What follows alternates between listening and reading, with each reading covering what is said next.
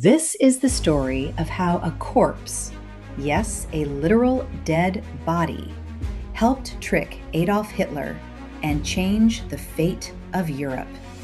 And it's called Operation Mincemeat. Hit subscribe and enjoy. April 1943. A fisherman walking along the coast of Spain spots something unusual in the surf. A body, dressed as a British officer, briefcase chained to his wrist.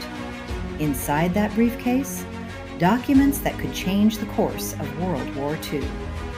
Except, the man wasn't real, the documents weren't real, and the plan was so absurd. It just might work. This is the story of how a corpse, yes, a literal dead body, helped trick Adolf Hitler and change the fate of Europe. And it's called Operation Mincemeat. By 1943, World War II was at a turning point. The Allies needed to invade mainland Europe, but there was a problem. The Mediterranean was crawling with German defenses, and the obvious next step? Sicily. Sicily was the soft underbelly of Europe, as Winston Churchill famously called it. It was strategically perfect, which meant it was also completely obvious. And if there's one thing you don't want in war, it's to be predictable, because predictability gets thousands of soldiers killed. The German High Command, including Adolf Hitler, fully expected Sicily to be invaded. So the Allies needed a distraction, not just a small lie, not a fake radio transmission. They needed something so convincing, so detailed, so human, that the Nazis would bet their entire defensive strategy on it. And that's when British intelligence asked a truly bizarre question. What if we planted fake invasion plans on a dead body? The masterminds behind this madness? Two British intelligence officers, Ewan Montague and Charles Chumley. Montague was a lawyer with a calm, analytical mind. Chumley? A tall, awkward RAF officer with wildly creative ideas. Together, they worked in British naval intelligence, the same shadowy world that inspired future spy novels. In fact, one of their colleagues was future James Bond creator Ian Fleming. Yes, the man who gave us 007 was in the room while these ideas floated around. And the idea wasn't entirely new. A naval intelligence memo, nicknamed the Trout Memo, had suggested something outrageous. Drop misleading documents on a corpse and let the enemy find it. It sounded like something out of a pulp thriller. But desperate times call for desperate creativity. And so, they decided to try it. Here's where the story gets dark. They needed a body. But not just any body. It had to look like a drowning victim. It had to be in decent condition. And it had to raise no suspicion. Eventually, they found a man who had died in London from ingesting rat poison. His real name was Glyndwr Michael, but history would never remember him by that name. Instead, they turned him into Major William Martin of the Royal Marines. They dressed him in full uniform. They gave him identification papers. They chained a briefcase to his wrist. But here's the genius part. They didn't just give him fake military documents. They gave him a life. Receipts, love letters from a fictional fiancée named Pam, a photo of her tucked into his wallet, overdue bills, ticket stubs, even a letter from his father. Because intelligence officers understood something critical.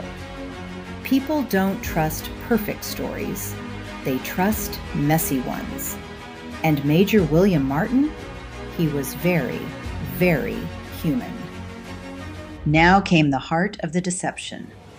The briefcase contained highly classified letters. One letter suggested the Allies planned to invade Greece. Another hinted at Sardinia. Sicily? Barely mentioned. The documents were crafted carefully, written in casual, almost offhand tones.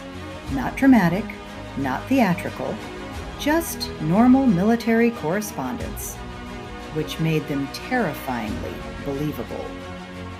The plan was simple. Release the body off the coast of Spain. Spain was officially neutral, but its officials often quietly cooperated with Germany. Meaning, if the body washed ashore, German intelligence would likely get a look at the documents. But the Allies couldn't make it obvious, so they used a submarine. On April 30th, 1943, the HMS Seraph surfaced near the Spanish coast, and in the early morning darkness, they released Major William Martin into the sea and waited.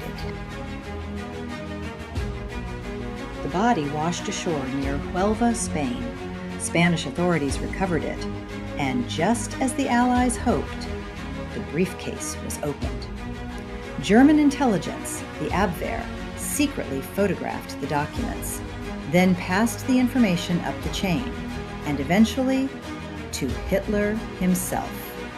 And here's the shocking part. Hitler believed it.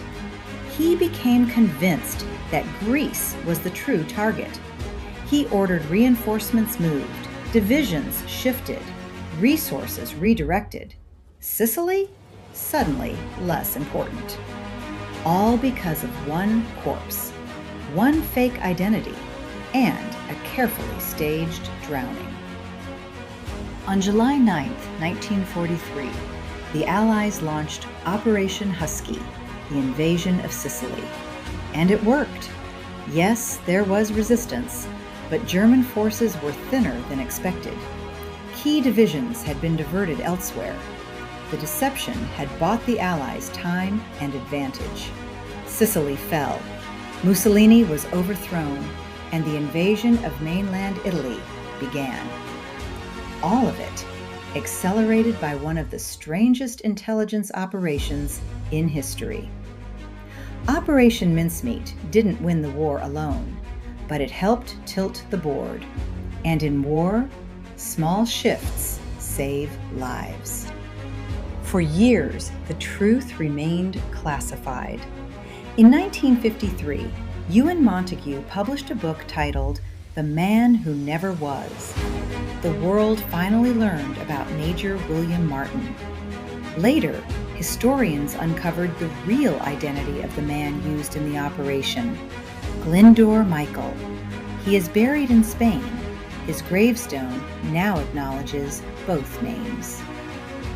A man who never chose to be part of the war, but became one of its most unlikely heroes.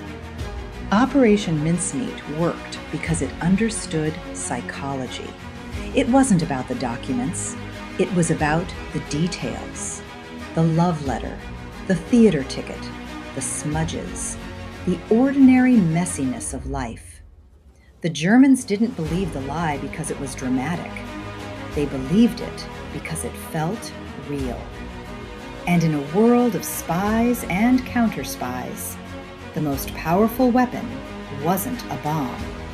It was a believable story. History is filled with battles, generals, weapons. But sometimes the most powerful move is a quiet one.